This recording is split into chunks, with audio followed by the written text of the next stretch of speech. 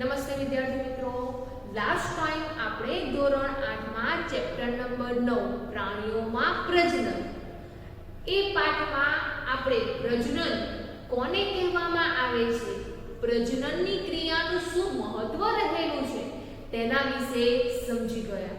આ ઉપરાંત વિદ્યાર્થી મિત્રો આપણે પૃથ્વી પર વસતા જેટલા પણ સજીવો છે એ સજીવો પ્રજનનની ક્રિયા કેવા પ્રકારે કરે છે તેના વિશે પણ સમજી ગયા છે. એટલે કે પૃથ્વી પર વસતા જેટલા પ્રાણીઓ છે એ પ્રાણીઓ પ્રજનનની ક્રિયા એક સરખી રીતે કરતા નથી. બે પ્રકારની રીતે પ્રજનનની ક્રિયા કરે છે. કયા બે પ્રકારની રીતે કરે છે તે પણ આપણે લાસ્ટ ટાઈમ સમજી ગયા કે પ્રાણીઓમાં પ્રજનન લિંગી પ્રજનન અને અલિંગી પ્રજનન જોવા મળે છે. એટલે કે પૃથ્વી પર વસતા જેટલા પણ સજીવો છે, વનસ્પતિ કે પ્રાણીઓ, એમાંથી અમુક વનસ્પતિ અને અમુક પ્રાણીઓ છે એ પ્રજનન લિંગી પ્રજનન દ્વારા કરે છે, જ્યારે બાકીની જે વનસ્પતિ છે અને બાકીના જે પ્રાણીઓ છે તે પ્રજનનની ક્રિયા અલિંગી પ્રજનન દ્વારા કરે છે. એટલે કે પૃથ્વી પર વસતા જેટલા પણ સજીવો છે એ સજીવો પ્રજનનની ક્રિયા કરે છે અને એ જે પણ પ્રજનનની ક્રિયા છે એક સરખી જોવા મળતી નથી. બે પ્રકારની પ્રજનનની ક્રિયા જોવા મળે છે, લિંગી પ્રજનન અને બીજા નંબરે છે અલિંગી પ્રજનન. તો આજે આપણે જોઈએ લિંગી પ્રજનન કે લિંગી પ્રજનન કોને કહેવામાં આવે છે તે આપણે લાસ્ટ ટાઈમ સમજી ગયા છે. ફરી એકવાર જોઈએ કે લિંગી પ્રજનન કોને કહેવામાં આવે છે, તેના માટે કયા કયા ભાગો જવાબદાર છે અને તેનાથી એટલે કે આ લિંગી પ્રજનનથી નવો બાળ સજીવ કેવી રીતે ઉત્પન્ન થાય છે. તો વિદ્યાર્થી મિત્રો, તમે અગાઉના ધોરણમાં વનસ્પતિ પ્રજનન વિશે સમજીને આવ્યા છો કે જે વનસ્પતિ પ્રજનનની ક્રિયા કરે છે એ પ્રજનન પણ બે પ્રકારે જોવા મળે છે. એટલે કે વનસ્પતિમાં થતું જે પ્રજનન છે એ પણ બે પ્રકારે થતું જોવા મળે છે, લિંગી પ્રજનન અને અલિંગી પ્રજનન. હવે એ જે પણ લિંગી પ્રજનન કરતી વનસ્પતિ છે એ લિંગી પ્રજનન કરતી વનસ્પતિમાં પ્રજનન અંગો જોવા મળે છે અને એ પ્રજનન અંગો કેવા જોવા મળે છે તો જુદા જુદા જોવા મળે છે. જે વનસ્પતિ છે એ વનસ્પતિમાં નર પ્રજનન અંગ અને માદા પ્રજનન અંગ, નર પ્રજનન અંગ તરીકે પુંકેસર અને માદા પ્રજનન અંગ તરીકે સ્ત્રીકેસર જોવા મળે છે. તેવી જ રીતે અહીંયા જે પ્રાણીઓમાં પ્રજનન છે એ પ્રાણીઓમાં પ્રજનન જ્યારે લિંગી પ્રજનન દ્વારા કરે છે તે દરમિયાન પણ પ્રાણીઓમાં પ્રજનન અંગો જુદા જુદા જોવા મળે છે. કયા કયા અંગો જોવા મળે છે તો લિંગી પ્રજનન દ્વારા પ્રાણીઓમાં નર પ્રજનન અંગ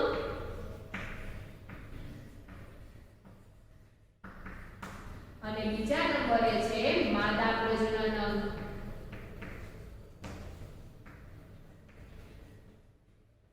એટલે કે જે નર છે એ નરમાં પ્રજનન અંગ જોવા મળે છે જેને નર પ્રજનન અંગ કહેવામાં આવે છે અને માદાના પ્રજનનની ક્રિયા કરવા માટે જે અંગો છે એ અંગોને માદા પ્રજનન અંગ તરીકે ઓળખવામાં આવે છે.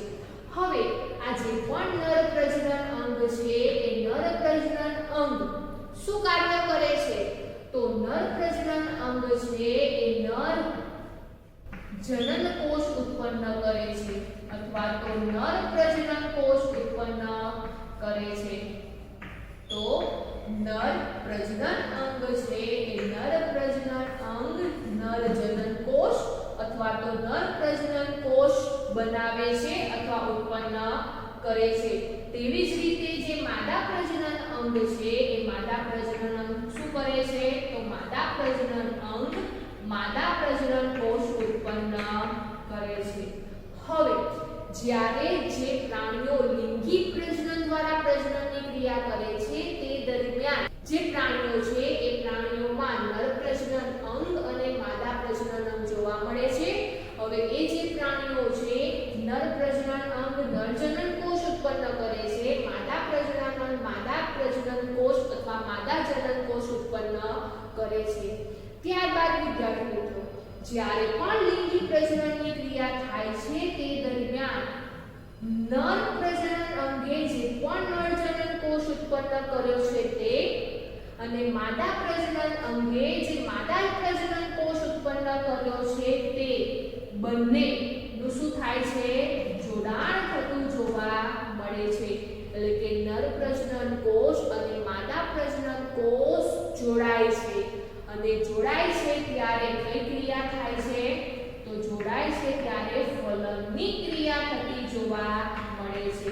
હવે જે વખતે નરજનન કોષ અને માદા પ્રજનન કોષ અથવા માદા જનન કોષ ભેગા થાય છે ત્યારે એ બંને કોષ ભેગા મળીને એક કોષ બનાવે છે અને એ એક કોષને શું કહેવામાં આવે છે?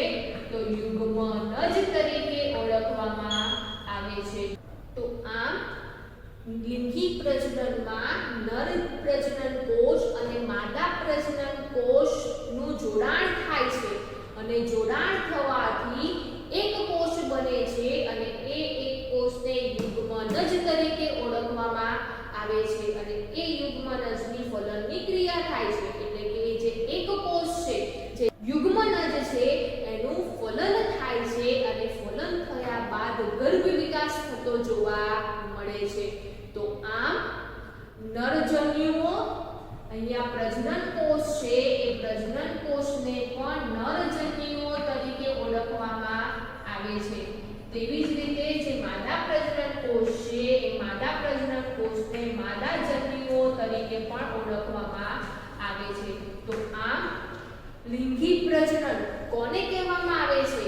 તો એવા પ્રકારનું પ્રજનન જેમાં નર પ્રજનન કોષ અથવા નરજન્યુઓ માદા પ્રજનન કોષ અથવા માદા જન્યુઓના જોડાણથી યુગ્મનજ બને છે અને નવો બાળ સજીવ ઉત્પન્ન થાય છે જેને લિંગી પ્રજનન તરીકે ઓળખવામાં આવે છે. તો લિંગી પ્રજનન ટૂંકમાં એમ પણ કહી શકાય કે લિંગી પ્રજનન એવા પ્રકારનું પ્રજનન છે જેમાં નરજન્યુ અને માદા જન્યુઓનું જોડાણ થતું જોવા મળે છે.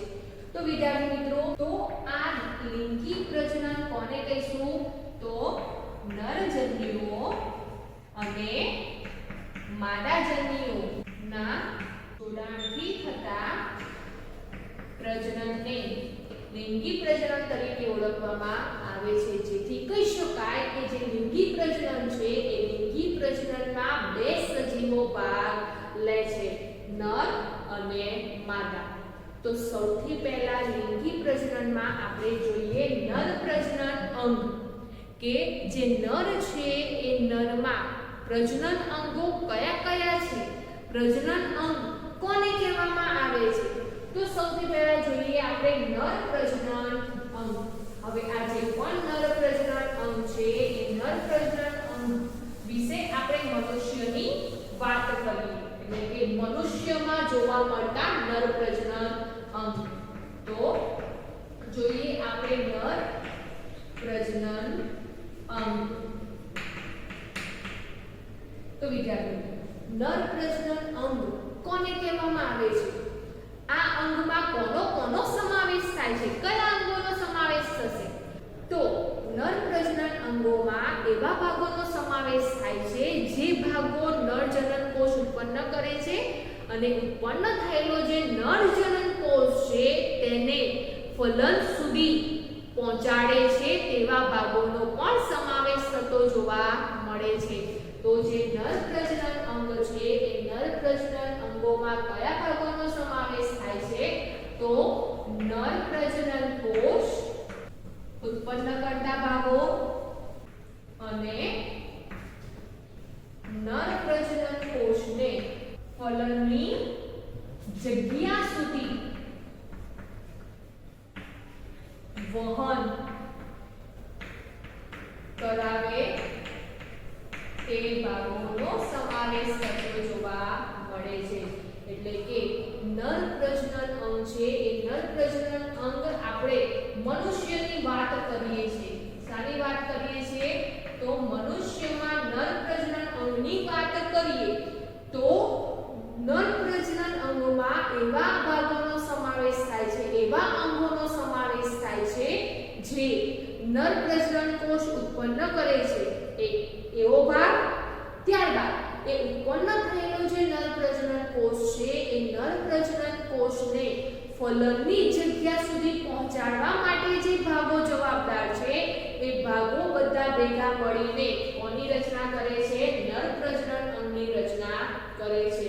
તો અહીંયા જે નર પ્રજનન કોષ છે એ નર પ્રજનન કોષને શું કહેવામાં આવે છે? તો મનુષ્યમાં જે નર પ્રજનન કોષ છે એ નર પ્રજનન કોષને શુક્રકોષ તરીકે ઓળખવામાં આવે છે. તો મનુષ્યના નર પ્રજનન કોષ તરીકે શુક્રકોષને ઓળખવામાં આવે છે. હવે નર પ્રજનન અંગમાં કયા કયા અંગોનો સમાવેશ થતો જોવા મળે છે? તો નર પ્રજનન અંગોમાં એક જોડ શુક્રપિંડ, શુક્રવાહિની અને શિશ્ન જેવા ભાગોનો સમાવેશ થતો જોવા મળે છે. અહીંયા આ જે શુક્રપિંડ છે એ શુક્રપિંડ શું કાર્ય કરે છે? તો વિદ્યાર્થી મિત્રો, જે નર પ્રજનન અંગ છે એ નર પ્રજનન અંગમાં જે નર જનન કોષ તરીકે જે શુક્રકોષ છે એ શુક્રકોષ ઉત્પન્ન કરતો ભાગ કયો છે? તો શુક્રકોષ ઉત્પન્ન કરતો ભાગ છે શુક્રપિંડ.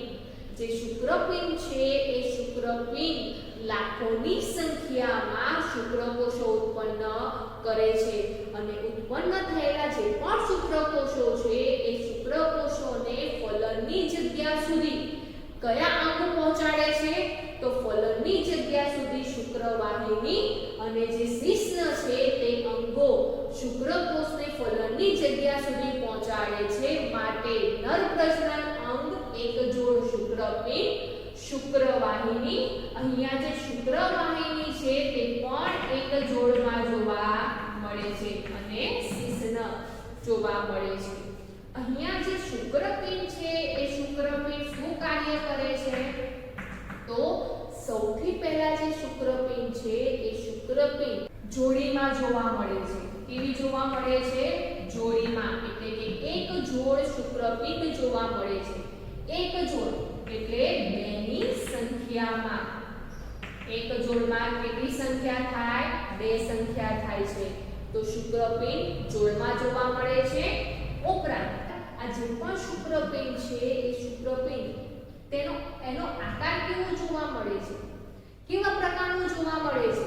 તો શુક્રપિંડ છે એ શુક્રપિંડ અંડાકાર આકારનો જોવા મળે છે અને ગ્રંથિ જેવી રચના છે, એટલે કે અંડાકાર ગ્રંથિમય રચના કોની જોવા મળે છે? શુક્રપિંડની જોવા મળે છે. અને આ જે શુક્રપિંડ છે એ શુક્રપિંડ ક્યાં જોવા મળે છે? તો નરમાં શુક્રપિંડ જોવા મળે છે અને એ શુક્રપિંડ ઉદરીય ગુહા ની બહારની બાજુએ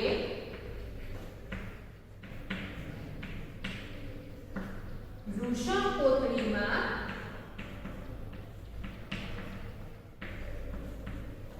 ગોઠવાયેલા હોય છે. તો શુક્રપિંડ છે એ શુક્રપિંડ નરમાં જે ઉદરીય ગુહાની બહારની તરફ વૃષણકોથળી જોવા મળે છે એ વૃષણકોથળીની અંદર શુક્રપિંડ ગોઠવાયેલા જોવા મળે છે. તો એમ કહી શકાય કે વૃષણકોથળીથી શુક્રપિંડ રક્ષાયેલા જોવા મળે છે. હવે આ જે શુક્રપિંડ છે એ શુક્રપિંડની અંદર તાપમાન 2 થી 3 અંશ સેલ્સિયસ જેટલું નીચું જોવા મળે છે. કેમ? તો આ જે શુક્રપિંડ છે એ શુક્રપિંડ શું કાર્ય કરે છે? તો શુક્રપિંડ છે એ શુક્રપિંડ લાખોની સંખ્યામાં શું ઉત્પન્ન કરે છે? તો લાખોની સંખ્યામાં નર પ્રજનન કોષ, જેને શું કહીશું? તો નર પ્રજનન કોષને શુક્રકોષ તરીકે ઓળખવામાં આવે છે. તો લાખોની સંખ્યામાં નર પ્રજનન કોષ ઉત્પન્ન કરે છે. તો જે શુક્રપિંડ છે એ શુક્રપિંડ નર પ્રજનન અંગ છે જે શુક્રકોષ ઉત્પન્ન કરે ઉત્પન્ન થયેલા જે શુક્રકોષ છે એ શુક્રકોષને ફલન સુધી એટલે કે ફલનની જગ્યા સુધી વહન કોણ કરાવે છે? કયા અંગો કરાવે છે? તો ફલનની જગ્યા સુધી વહન શુક્રવાહિની એટલે કે શુક્રપિંડમાંથી ઉત્પન્ન થયેલા જે પણ શુક્રકોષો છે એ શુક્રકોષો શુક્રવાહિનીમાંથી શિશ્નમાં આવે છે અને શિશ્નની બહાર જે ફલનની જગ્યા છે ત્યાં સુધી પહોંચે છે. તો આમ નર પ્રજનન અંગમાં શુક્રપિંડ, શુક્રવાહિની અને શિશ્ન જેવા અંગો જોવા મળે છે જેને નર પ્રજનન અંગ તરીકે ઓળખવામાં આવે છે. ત્યારબાદ વિદ્યાર્થીઓ આ નર પ્રજનન અંગમાં જે શુક્રપિંડ છે એ શુક્રપિંડ જોડીમાં જોવા મળે છે. એક જ જોડમાં જોવા મળે છે એટલે કે બેની સંખ્યામાં હોય છે. તેવી જ રીતે શુક્રવાહિની છે એ શુક્રવાહિની પણ એક જોડમાં જોવા મળે છે એટલે કે બેની સંખ્યામાં જોવા મળે છે. પરંતુ જે શિશ્ન છે એ શિશ્ન જોડીમાં જોવા મળતું નથી, ફક્ત એક જ શિશ્ન જોવા મળે છે. તો નર પ્રજનન અંગમાં શિશ્ન ફક્ત એવું પ્રજનન અંગ છે જે જોડીમાં જોવા મળતું નથી અને ફક્ત એક જ જોવા મળે છે. હવે વિદ્યાર્થી મિત્રો આપણે નર પ્રજનન અંગોને દર્શાવતી આકૃતિ દોરીએ એટલે કે નર પ્રજનન તંત્રની આપણે આકૃતિ દોરીએ જેમાં નર પ્રજનન અંગ ક્યાં જોવા મળે છે, કેવા પ્રકારે જોવા મળે છે તે આપણે સમજીએ. તો આપણે જોઈએ હવે આકૃતિ નર પ્રજનન અંગ અથવા તો નર પ્રજનન તંત્રની આકૃતિ કેવી રીતે દોરવામાં આવે છે? તો વિદ્યાર્થી મિત્રો અહીંયા આપણે નર પ્રજનન અંગની આકૃતિ દોરી છે. હવે આ આકૃતિમાં કયા કયા નર પ્રજનન અંગો ક્યાં જોવા મળે છે? તો સૌથી પહેલા નીચેની તરફ અંડાકાર રચના જોવા મળે છે. એ જે અંડાકાર રચના છે જેને શું કહેવામાં આવે છે? શુક્રપિંડ તરીકે ઓળખવામાં આવે છે. હવે અહીંયા તમે આકૃતિમાં જુઓ તો અંડાકાર રચના તમને કેટલી જોવા મળે છે? તો અંડાકાર રચના 2 જોવા મળે છે. એટલે કહી શકાય કે જે શુક્રપિંડ છે એ શુક્રપિંડ એક જોડમાં હોય છે. તેવી જ રીતે આ જે પણ શુક્રપિંડ છે એ શુક્રપિંડની સાથે નળી જેવી રચના જોવા મળે છે એટલે કે નલિકામય રચના જોવા મળે છે. અને આ જે પણ નલિકામય રચના છે જેને શું કહેવામાં આવે છે? જેને શુક્રવાહિની તરીકે ઓળખવામાં આવે છે. શા માટે શુક્રવાહિની કહેવામાં આવે છે? તો વિદ્યાર્થી મિત્રો અહીંયા જે શુક્રપિંડ છે એ શુક્રપિંડ શું કાર્ય કરે છે તે આપણે હમણાં જ સમજ્યા કે જે શુક્રપિંડ છે એ શુક્રપિંડ નર પ્રજનન કોષ એટલે કે લાખોની સંખ્યામાં શુક્રકોષો ઉત્પન્ન કરે છે. હવે ઉત્પન્ન થયેલા જે પણ શુક્રકોષો છે એ શુક્રકોષોનું વહન ક્યાં થાય છે? તો શુક્રપિંડમાં ઉત્પન્ન થયેલા જે પણ શુક્રકોષો છે એ આ વાહિની મારફતે તેનું વહન થતું જોવા મળે છે. તો શુક્રકોષોનું વહન આ વાહિની મારફતે થાય છે માટે આ નલિકામય રચના અથવા તો આ વાહિનીને શુક્રવાહિની તરીકે ઓળખવામાં આવે છે. અને તેવી જ રીતે જે શુક્રવાહિની છે એ શુક્રવાહિની કેટલી જોવા મળે છે? તો શુક્રવાહિની પણ 2 ની સંખ્યામાં જોવા મળે છે એટલે કે શુક્રવાહિની પણ એક જોડ જોવા મળે છે. અને તેવી જ રીતે અહીંયા આ જે ભાગ છે એ ભાગને શું કહેવામાં આવે છે? શિશ્ન તરીકે ઓળખવામાં આવે છે. હવે આ જે શિશ્ન છે એ શિશ્ન આકૃતિમાં આપણને કેટલી સંખ્યામાં જોવા મળે છે? તો શુક્રપિંડ અને શુક્રવાહિની 2 ની સંખ્યામાં જોવા મળે છે જ્યારે શિશ્ન છે એ શિશ્ન આપણને એક જ જોવા મળે છે એટલે કે શિશ્ન જોડીમાં જોવા મળતું નથી.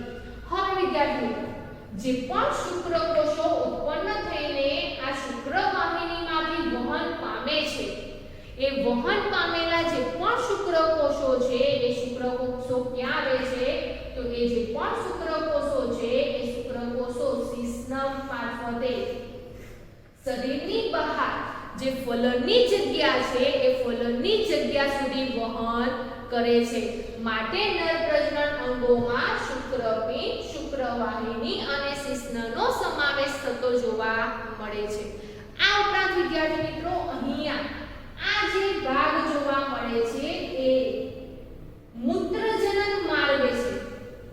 મૂત્રજનન માર્ગ કોને કહેવામાં આવે છે? તો અહીંયા આ જે સ્નાયુમય રચના છે, કોથળી જેવી રચના છે એ મૂત્રાશય છે. તો મૂત્રાશયમાં જે પણ એકઠું થયેલું મૂત્ર છે એ મૂત્ર આ વાહિની મારફતે શરીરની બહાર નીકળે છે. માટે તેને મૂત્ર માર્ગ તરીકે ઓળખવામાં આવે છે. અને જનન માર્ગ શા માટે કહેવામાં આવે છે?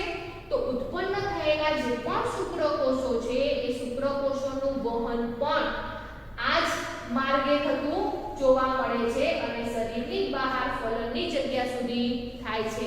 તો મૂત્ર અને જે જનન કોષ છે એટલે કે જે શુક્રકોષ છે બંનેનું વહન એક જ માર્ગે થતું હોવાથી અહીંયા આ જે ભાગ છે એ ભાગને શું કહેવામાં આવે છે? તો એ ભાગને મૂત્રજનન માર્ગ તરીકે ઓળખવામાં આવે છે. તો આમ નર પ્રજનન અંગ છે એ નર પ્રજનન અંગોમાં 3 અંગોનો સમાવેશ થાય છે. શુક્રપિંડ જે એક જોડીમાં જોવા મળે છે, શુક્રવાહિની તે પણ એક જોડમાં જોવા મળે છે અને શિશ્ન જે એક જોડમાં જોવા મળતું નથી. હવે વિદ્યાર્થી મિત્રો જોઈએ આપણે શુક્રકોષ કે જે પણ શુક્રપિંડ છે એ શુક્રપિંડ નર પ્રજનન કોષ ઉત્પન્ન કરે છે એટલે કે જે શુક્રકોષ ઉત્પન્ન કરે છે એ શુક્રકોષ ની રચના કેવી જોવા મળે છે? તેની રચનામાં કયા કયા ભાગો જોવા મળે છે તેના વિશે જોઈએ. તો તે પણ આપણે આકૃતિ દ્વારા સમજીએ. તો જોઈએ આપણે શુક્રકોષની આકૃતિ કે જે શુક્રકોષ છે એ શુક્રકોષ કેવા પ્રકારે જોવા મળે છે?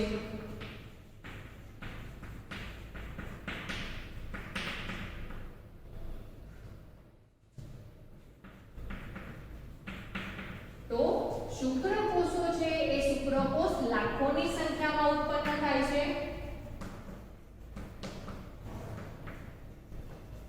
અને ક્યાં ઉત્પન્ન થાય છે તે પણ આપણે હમણાં જોયું, શુક્રપિંડમાં ઉત્પન્ન થાય છે. હવે આ જે પણ શુક્રકોષ છે એની રચના આપણે જોઈએ. તો શુક્રકોષ આપણને આ પ્રકારેના જોવા મળે છે જેમાં 3 ભાગ જોવા મળે છે. કયા 3 ભાગ જોવા મળે છે?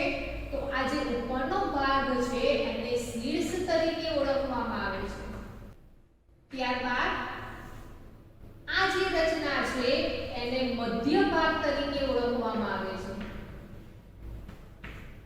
અને છેલ્લે અહીંયા જે ભાગ જોવા મળે છે એને પૂંછડી તરીકે ઓળખવામાં આવે છે. તો આ જે પણ શુક્રકોષ છે એ શુક્રકોષની રચનામાં શીર્ષ, મધ્ય ભાગ અને પૂંછડી જેવા 3 ભાગો જોવા મળે છે.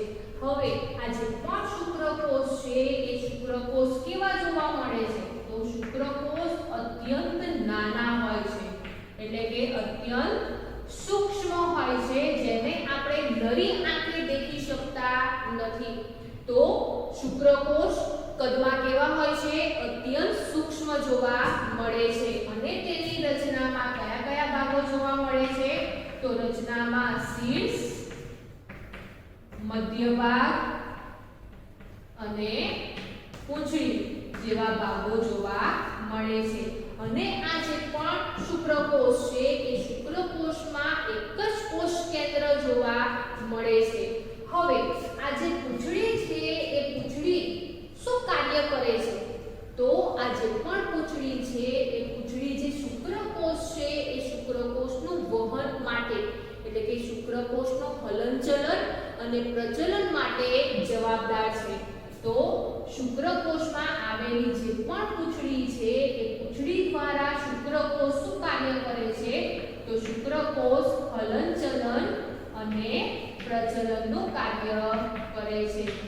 તો પ્રશ્ન પૂછવામાં આવે કે શુક્રકોષ કયા ભાગ દ્વારા પ્રચલન અને હલનચલન કરે છે?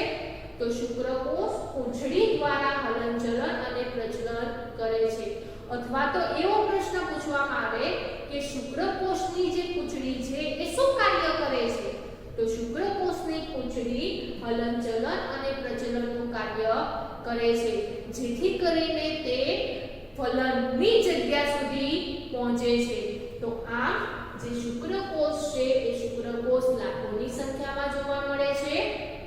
ત્યારબાદ એ ક્યાં ઉત્પન્ન થાય છે, તો શુક્રપિંડમાં ઉત્પન્ન થાય છે. કદ કેવું જોવા મળે છે, અત્યંત નાનું જોવા મળે છે.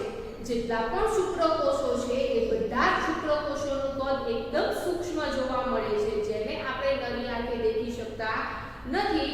અને તેમની રચનામાં 3 ભાગ જોવા મળે છે, જેમાં જે પૂંછડી છે એ હલનચલન અને પ્રજનનનું કાર્ય કરે છે. તો આમ જે શુક્રકોષ છે એ શુક્રકોષમાં સામાન્ય ઘટકો જોવા મળે છે. લાખોની સંખ્યાના જેટલા પણ શુક્રકોષ છે એ બધા જ શુક્રકોષમાં સામાન્ય ઘટકો જોવા મળે છે. ત્યારબાદ વિદ્યાર્થી, આ જે પુરુષનું પ્રજનન અંગો છે એટલે કે નર પ્રજનન અંગો છે એ નર પ્રજનન અંગ એટલે કે નર પ્રજનન તંત્રની આકૃતિ આ ચાર્ટમાં આપેલી છે. તો અહીંયા આ જે આકૃતિ છે એ આકૃતિ નર પ્રજનન તંત્રની છે અને એ નર પ્રજનન તંત્રમાં નર પ્રજનન અંગોનો સમાવેશ થતો જોવા મળે છે.